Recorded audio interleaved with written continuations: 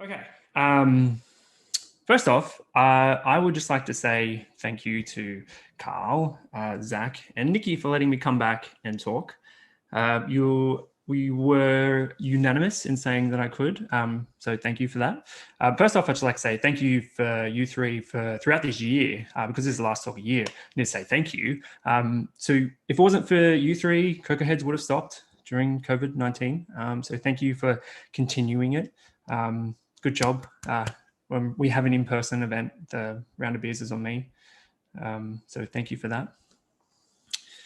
All right, so I'm here to talk about accessibility on iOS. So this is actually a part 2 to my talk last year. This is a follow-on. So if you haven't seen that talk, if you go to this website, azor.com/YouTube, you'll be redirected to that other talk. And yeah, I won't be covering too much, there won't be too much overlap in content. It'll be pretty much fresh stuff, but I'll be continuing on. So with that in mind, I just want to say who I am again. My name is Aaron. I'm on Twitter at Azor. I'm an iOS developer. I'm also an accessibility champion. Basically, what that means is I try to get everyone on board with accessibility and promote it within my business and within my team and everything. And I also work at a bank. That being said, I need to say my views and opinions don't reflect that of my employer. I didn't say that last time. I'm saying it this time. So with that out of the way, let's get into some more stuff. So basically, what have I been doing the last 10 months since that last talk, other than auditing apps for accessibility? Well, I've been building a Braille app. So basically, I've been building an app using CreateML and Vision to transcribe tactile Braille to text and to voice. And yeah, CreateML and Vision. For those of you who don't know what Braille is, it's 2 columns of 3 dots. And as you can see in the picture, A is represented 1 dot in the top left, so that's number 1. B is 1 and 2, and then C is 1 and 4. And it goes on and on and on. And uncontracted Braille, each Braille cell represents individual character. Punctuation is a little bit differently, and numbers are different as well. But the possible combinations out of a 2x3 grid is 64, with one of them being 0. So taking that out, there are 63 classes in this machine learning model. And with that, I created 700 unique pictures of Braille. So I was punching holes in paper to make the Braille, and that was a bit hard. So then I decided to upgrade and get a Perkins Brailler, which you see here. And the picture in the middle, you can see there's actually, it's like a typewriter, except it has less keys, and you can type on it and it actually spits out Braille. So I created 700 pieces of paper like that one with unique, for unique lighting conditions and that sort of thing. And then I put it into an app and started annotating. So for those who haven't done machine learning before, you need to annotate. So you draw little boxes around stuff to identify it, and you give it a class, hence why there's 63 classes. So I did that on those 700 images, and I worked out I actually annotated, drew little boxes around 6,417 pieces of Braille. So yeah, that was a lot of fun. It took a long time, and I'll show you a demo of one of the early models and how it works. So basically, this is pointing at a piece of paper. You can see it says my name there in Braille, the top, Aaron, and it has the alphabet underneath, so A, B, C, D, and so on. So the idea of the app is that you'll be able to scan a piece of paper either by pointing your phone at it in a live mode, or be able to take a snapshot similar to in Notes when you want to import a document, and you'll actually transcribe the Braille to text. And the main use case of this is, so in a school, if you have a visually impaired child that is using a Braille, the work will get given to the teacher in the classroom, and then they not necessarily will know Braille, so they have to give it to another teacher who then has to transcribe that, where they write the letters or the mapping of the characters, give it back to the teacher, and then they mark the work. So this app is sort of to reduce that need for that third teacher or the second teacher. Yeah. Okay, so onto some fun stuff. So where are they now? Which is a question we often ask. So these 3 apps you see in front of you, Fires Near Me, the Gumtree app, and Qantas. These are apps that I audited last year, and I showed you some of the accessibility defects. I wanted to do a quick where are they now to show how far they've come in 12 months.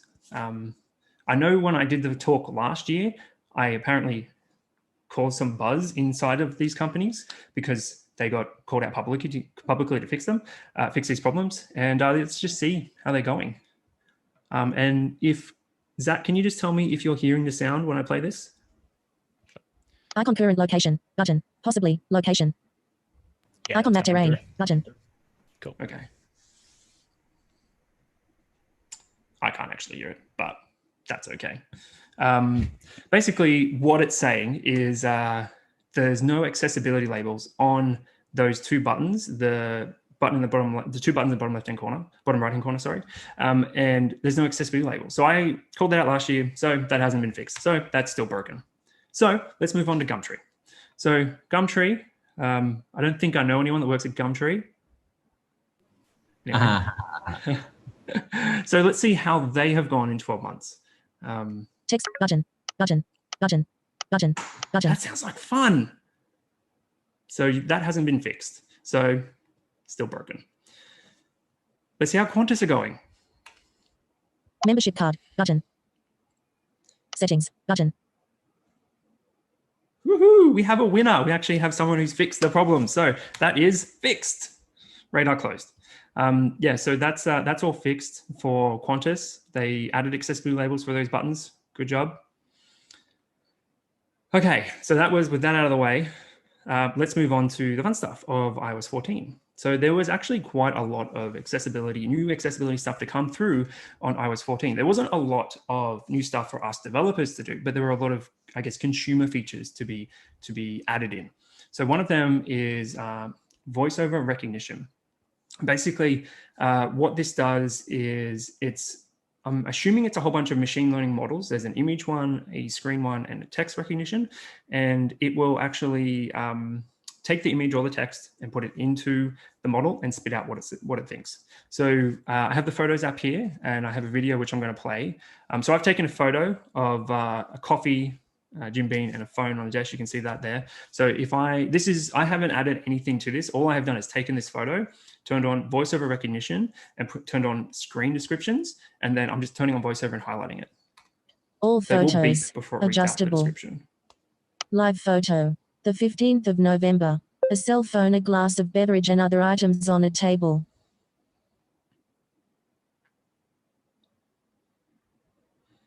Cool. So basically, that a cell phone, or what does it say? A cell phone, a glass, beverage, and other items on a table. So that's actually using this image description model, which I think is really cool. And then, so yeah, like I said, there's three. There's image descriptions, which speaks the description of what's in the image. There's text recognition, which speaks the descriptions of text found in images. And the last one is screen recognition. So this is for developers that have been too lazy to update their accessibility labels. So let's have a look at an app that hasn't done this. So this is the Gumtree app. And they haven't updated those accessibility labels at the top. So what we'll do, we'll turn on text recognition, screen recognition, and image description, and we'll see what happens now. And by the way, I've got voiceover turned on, and when the rotor pops up, which is in the middle, there's like a circle, I'm using two fingers to turn on screen. So you turn voiceover on, go into your app, and then go like this, and it will actually turn on the rotor, and you'll rotate between items. I then go to the screen recognition, and then I double tap to turn it on. So you can't see the gestures, but I just want to let you know. Button. Screen recognition. Screen recognition on for Gumtree. Cars and vehicles. Button. Button. Button. Button. Button. Cars and vehicles. Home and garden. Electronics. Sports and fitness. More categories. Okay, so that's, screen recognition. So I guess this is, it's not a complete fix for Gumtree's lack of accessibility labels. It's an improvement. It's in the right direction because the images don't have any accessibility labels, hence why it's just saying button, button, button. And then the label underneath it, it's finding that and saying, hey, this is a label. Let's make this accessible so that VoiceOver can read it. So I think that's really cool in iOS 14. It's going to allow people to be able to use apps that they may not have been able to use as confidently. So that's pretty cool. The next one is Backtap. So I'll let this video talk. So if you go into accessibility, touch, scroll down to Backtap, I've currently got it set to double tap VoiceOver. So now if I double tap, VoiceOver on. FaceTime. VoiceOver is turned on. Double tap to If I open. Use turn it 3D off, touch to show home screen actions. VoiceOver off. VoiceOver is off. Yeah, so that's back tap. I'm sorry, I can't hear the audio coming back, so I'm having to join with my iPad. Yeah, that's back tap. It's pretty cool. You can actually set up shortcuts as well for the back tap feature. So if you have a complicated shortcut, doesn't necessarily have to be an accessibility feature. It can be anything, and you can double tap or triple tap on the back of your phone. The next one up is sound recognition, sorry. And basically there's 13 different options here. You can set them on, I've turned them all on, and you can see on the far right-hand side, I've got a siren going off. So hence why you're getting this siren notification constantly. This is pretty good for people who are deaf or unable to hear and just being alerted of these events happening.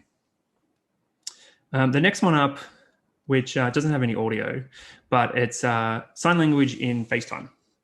So I had a group FaceTime call with some people you may know. They didn't know I was recording, but they did. I did tell them, but it was hard to keep Zach engaged, as you'll see in the video. Well, anyway, so in this video, Nikki, so at the moment, the square that I'm in is currently the prominent one. And Nikki is going to start speaking, and then his square is going to go to become the primary one. And I'm going to go back, and then I'm actually going to do sign language in group FaceTime.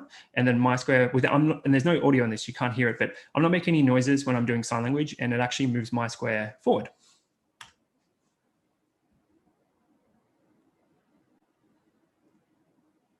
So you have Nikki speaking, so he's moved forward. And I'll start doing sign language.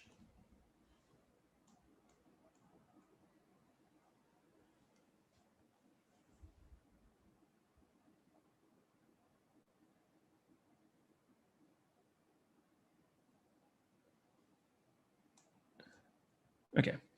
And then it's hard to keep Zach engaged. Okay, so the next one is custom content.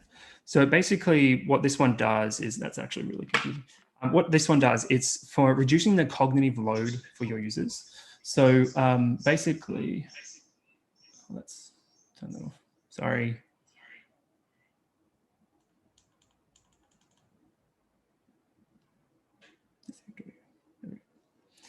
And basically it's reducing cognitive load for users. So this is in iOS 14. It's actually an API that us developers need to start implementing. There wasn't a session at WWDC. It sort of just was put in and it went under the radar. And in the Photos app at the moment, if you turn VoiceOver on, you may hear more content available when you actually select a photo, which you'll see in this video. Photos. Photos. Date range. Live photo. The 15th of November. More content available. So it says Portrait. more content available. I'm now swiping up. 11:24 p.m.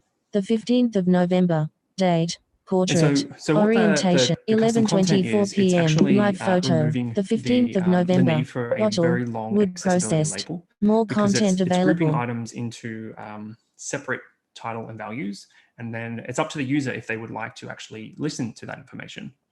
Hence why I'm swiping up and it's saying portrait orientation, the time, and the date.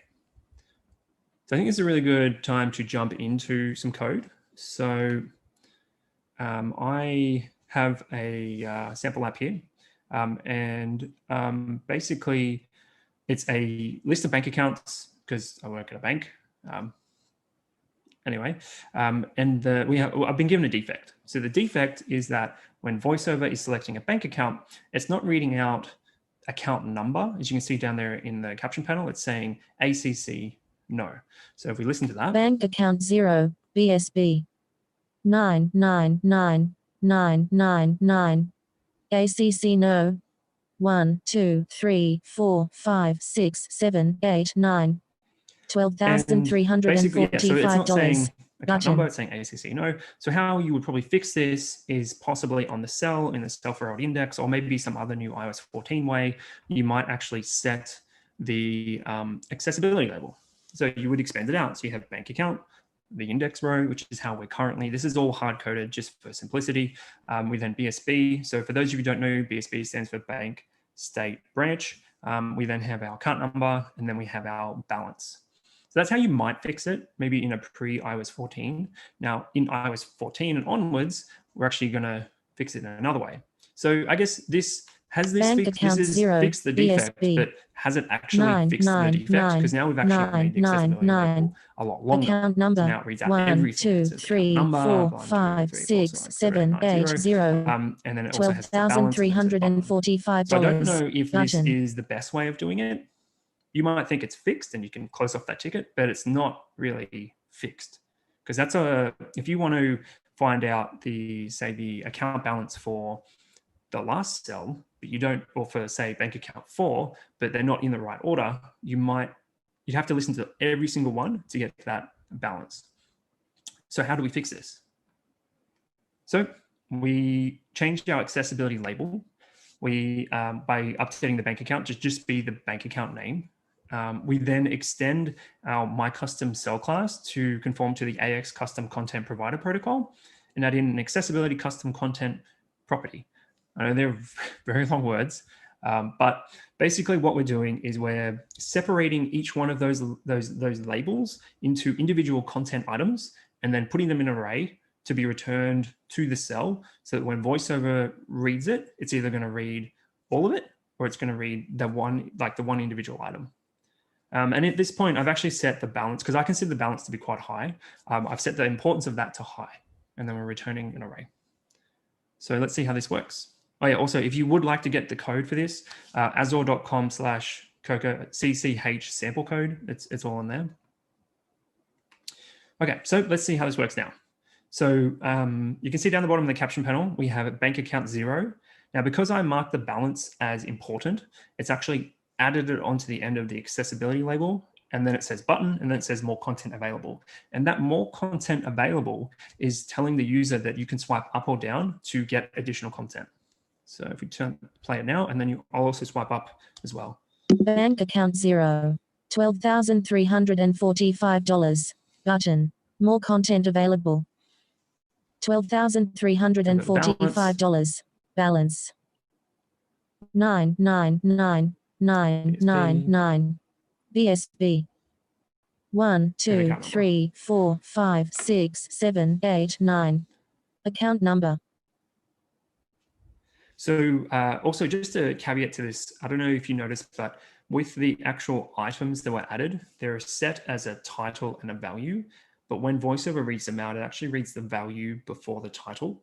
I believe that's done on purpose. I'm not sure why it's swapped around. In my opinion, it should be title and then value, but it's read out differently.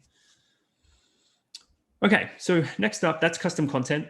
I highly recommend you update your accessibility labels to remove some of those items to include it in this new custom content way of doing things. Now we're going to step back to accessibility custom actions. Now, I did talk about this last year, but I wanted to give you a quick run through how custom actions appear on VoiceOver, voice control, and switch control, because I haven't seen a lot of resources of how they actually work across those assistive technologies. So as you can see here, we're adding 2 actions. We've got a transfer, and we've also got a share bank account details. I am setting an image on these actions, which is new in iOS 14. You couldn't do that before. And then I have a completion block, which returns true. And normally you would put your code in there, and if it was successful, it would return true. I am just returning true. I haven't actually got any content or any code in those completion blocks and completion handlers. And then I'm adding them to the accessibility custom actions array, which is done in the self-erode index. Again, if you go to the sample code, you'll be able to see all of this code. And let's have a look how this looks in VoiceOver. Okay, so what I'm going to do now is I'm going to show you how custom actions work with VoiceOver. So I've turned on VoiceOver, we're in the demo app, and the custom actions have already been added to each one of these bank accounts. So if I tap the second bank account, so it's telling me that there are actions available. So if I swipe either up or down, so transfer is that first action, share is the second, and then swiping one more time, we'll go back to the default. And if I do actually want to activate it, I can swipe back to the share and then double tap and share. So that's how you actually activate custom actions using VoiceOver. Okay, so that's VoiceOver. So that's how custom actions work. Again, it's pretty straightforward. Occasionally, you might need to actually, if you have changed your rotor settings, and you need to change the rotor again, like 2 fingers and rotating on screen to go to actions. As long as it says actions available, those actions are there. So let's have a look how custom actions work in voice control. So what I'm going to do, I'm going to show you how custom actions work with voice control. So if I say show names, as you can see, there's actually no indication that there are custom actions available for each one of those items.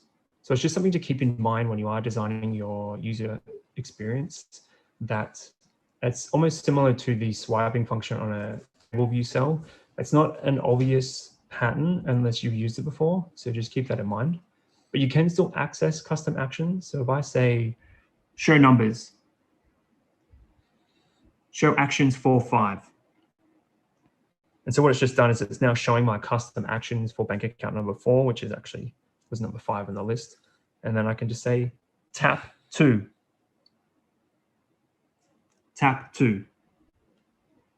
To then share it. Cool. All right. So that's custom. It's custom actions with voice control.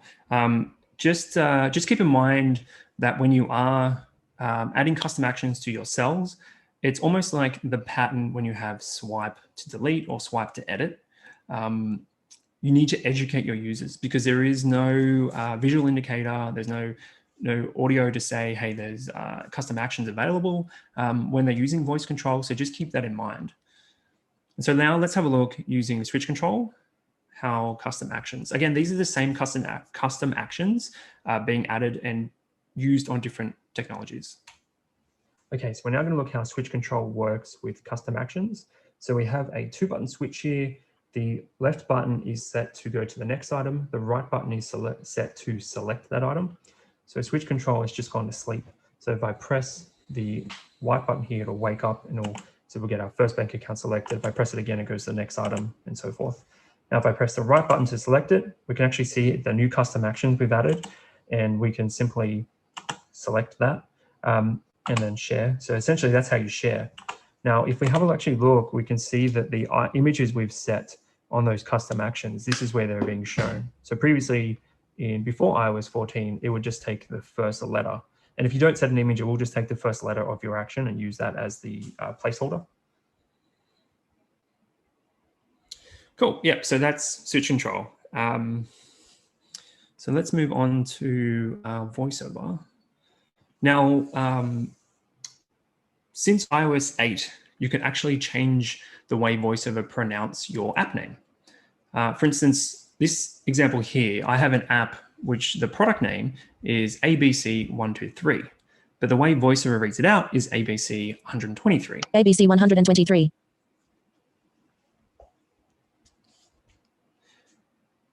So how do we fix this? How do we make the product sound the correct way?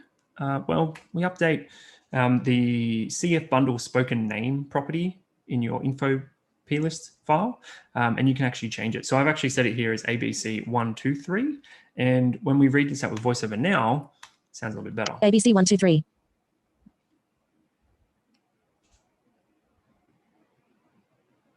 And so now, yeah, it sounds a bit better. So you might have tried to compress your product name down, removing all spaces to make it super short. But then, yeah, when VoiceOver reads it out, it sort of is a bit weird. You have to say it quite quickly, or maybe you put numbers in to change the letters or whatever.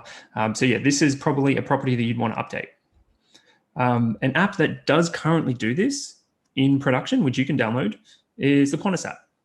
So the Qantas app does it, and I'll let VoiceOver read out for you. Qantas. It says Qantas, but they've actually changed it. So if you look in the caption panel down the bottom, it actually says QWONTUS, Qantas. And I'm assuming they've done this because they want VoiceOver to say Qantas correctly. And this has good and bad. So I guess there's 2 sides of the coin for this feature.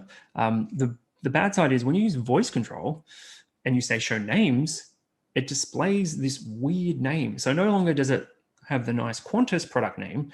It says QWONTUS, which again sounds okay, but it doesn't look right. And then you can see all there. So there we have the ABC 1, 2, 3, which it again, and these are the names you need to say. So if you want to select Qantas, you have to say tap Qantas, and then it will tap that item. So just keep that in mind. There's two sides to that. Okay, so I haven't updated these slides for iOS 14, but there are a lot of features in iOS for accessibility. So I didn't update this, so I didn't get time to do it, but I highly encourage you to start small and just tinker away at it. There are a whole bunch of great WWDC sessions. This year, WWDC 2020, these sessions were fantastic. Again, these were focused specifically to accessibility. And last year as well, there's a whole bunch of good ones here. If you go to my website, azure.com/WWDC, I've got links. I've gone back to all of the previous WWDCs that I can get access to and list out and put links to every single video for accessibility. If I am missing any, please let me know. I'll add them to the list. But yeah, start watching these videos. There's a lot of great information in here. For instance, app accessibility with switch control. That'll show you how to use something like this and how to make your apps accessible. And one thing to end on is Ubk Accessibility Kit. So last year, I introduced this at Cocoaheads. Version 1.0 was released. It came with a whole bunch of features. It's now available on GitHub.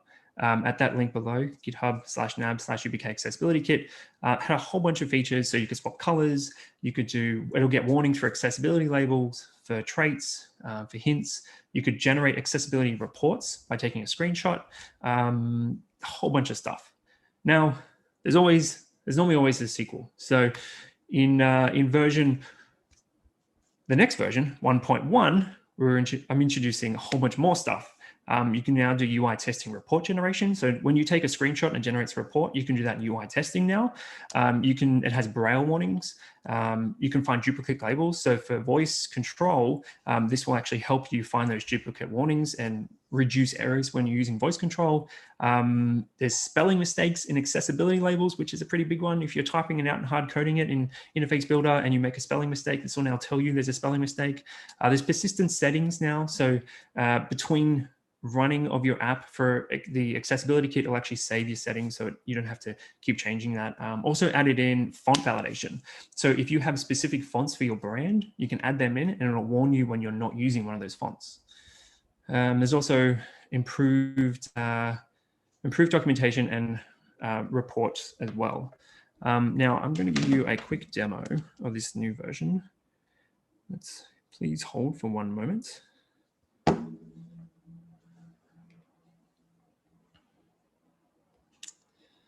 Okay.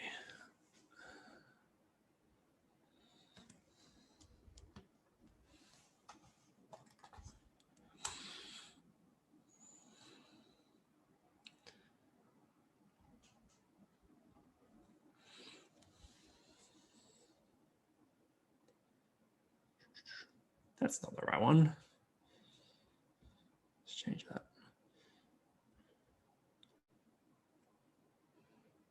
Okay, so I have Accessibility Kit here. So this is version 1.1 of Accessibility Kit. So in Accessibility Labels, you can see the warning. So for those of you who haven't seen it, this is Accessibility Kit. We have this little floating accessibility icon, which you can move around. And then you can see there's actually a little cross there. If you tap it, it brings up the inspector and the UI elements. And you can see there's a whole bunch of warnings here. So for instance, this labeled 5 here, I don't know if, I'm not a designer, but the font on that label, it doesn't quite look right. So if I tap into that accessibility, into that UI element, just by tapping on the screen, tapping on the actual label, it brings up the actual properties for this UI accessibility, like for the UI element. And you can see we have a whole bunch of different warnings here. So it's not supportive of dynamic type.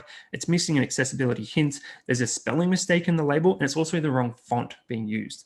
So if I actually go and have a look, you can go in and it'll tell you a little bit more, or you can just go down and have a look. So you can see the label here. It's actually got a double B in it. So it's LABEEL. So it's spelling mistake. And then the font, so we can see we have, it's actually marker felt thin. That's the wrong font for this app. And then if we go in and actually look, we can actually look at accessibility reports. I haven't got any here, which is unfortunate. We can also look, so these are the current font validations that have been added in. So what I can also do is if I take a screenshot, and then if I tap the screenshot, and then at the top, if I press full page, it's actually created an accessibility report inside the screenshot manager. So this obviously is not the screenshot, but it's generated a PDF, and you can export this or add this to your documents, whatever you want to do. And then if you're not happy with that, you want to delete the screenshot, but you're like, oh no, I actually did want that report. You can go in now and go in here and go accessibility reports, and there's a report right there, and you can send that out. You can share multiple, you can delete them, whatever you want to do. Yeah, and then so buttons. The other cool thing is on buttons now. So let's see, we have this red button here. So if I tap this button, now if we have a look, if I go to attributes, and we can actually see the button states. So we actually currently don't have a disabled state for this button, like a different appearance. So that might be confusing for the user. And you can see that in the app here. Yeah.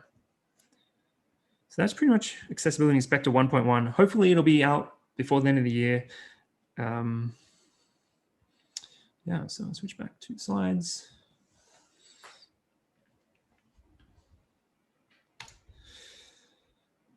Cool. All right. So final thoughts. I sort of harped on this last year. I'm going to do it again anyway. As designers and developers, we have the responsibility of making sure we build our user experiences and products for everyone. Whether you like it or not, your app is going to ship with VoiceOver, voice control, switch control support, Braille support. You can't change that. So you should start testing these features in your app to make sure they work for all of your users. I know there is quite a lot of accessibility features and stuff that you need to test or cover. So just start small, update those accessibility labels, and start climbing that tree to update more stuff. Start with VoiceOver, test that, start with voice control, and then start with switch control. You don't need a physical switch. You can just use your phone as a switch as well and just tap on screen. Yeah, so please start doing that. And yeah, last thing is please go make your apps accessible. Please, please, please. And that pretty much wraps everything up. Thanks. Again, you can find me on Twitter if you have any accessibility questions, or hit me up. I'm happy to get in a debate or suggest stuff to fix. Yeah, that's pretty much it. Thanks heaps, Aaron. That was really good. I've been monitoring the Slack for questions and we haven't got any yet. So if any come in, I will send them your way, but I did have one myself. So the new ways of configuring a table view cell with accessibility elements in iOS 14, if you make that change, say on your app in Xcode 12, is that backwards compatible, or do you need to handle accessibility differently for iOS 13 and iOS 14?